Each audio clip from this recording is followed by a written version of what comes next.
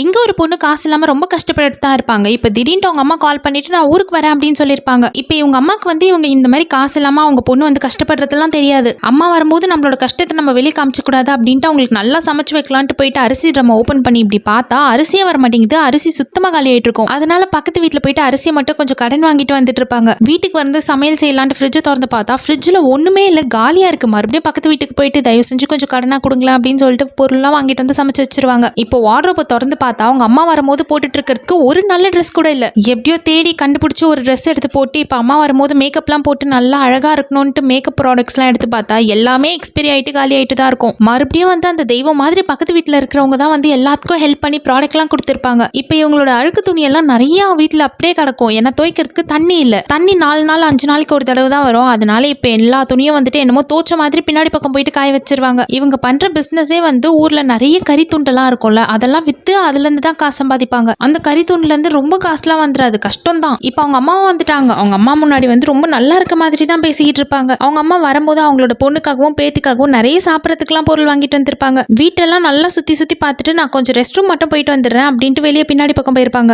அவங்க அம்மா கீழே இறங்கி போயிட்டு அந்த கறி துண்டெல்லாம் அங்க அடிக்க வச்சிருப்பாங்களா, அது எல்லாத்தையும் பார்த்துருவாங்க. ஆனா அவங்க அம்மா எதுவுமே சொல்ல, எல்லாத்தையுமே கவனிச்சிருப்பாங்க. ஆனா அவங்களோட பொண்ணுகிட்ட எதுவுமே கேட்காம சரி நான் கிளம்புறேன் அப்படின்ட்டு போயிடுவாங்க. இந்த பொண்ணுக்கு ஒரே கஷ்டமா இருக்கு. நம்ம அம்மா வந்து 2 நாள் கூட நம்ம கூட இல்லையே, ஒருவேளை நம்ம கஷ்டப்படுறது தெரிஞ்சிருச்சு போல இருக்கு அப்படின்ட்டு வருத்தப்பட்டுட்டே அப்படியே வந்து துணியை துவச்சிடலான்ட்டு இப்படி போயிருப்பா. பார்த்தா வாஷிங் மிஷின் மேல ஒரு லெட்டர் இருக்கும். அந்த லெட்டர்ல நீ வந்து என் முன்னாடி நல்லா இருக்க மாதிரி தான் நடிச்சிட்டு இருக்கேன்ட்டு எனக்கு தெரியுது, அதனால இந்த காசை செலவுக்கு வச்சுக்கோ, இது வந்து கடனா வாங்குறதா நினைக்காத, நான் உனக்கு கொடுக்கறதா நினைச்சுக்கோ அப்படின்னு சொல்லுவாங்க. நான் ஏன் நீ இப்படி இருக்கிற, நம்ம வீட்டுக்கு வந்துடுறேன், அதெல்லாம் நான் சொல்ல போறது கிடையாது, உன்னோட வாழ்க்கை கண்டிப்பா ஒரு நாள் நல்லபடியா மாறும் அப்படின்ட்டு லெட்டர்ல எழுதியிருப்பாங்க.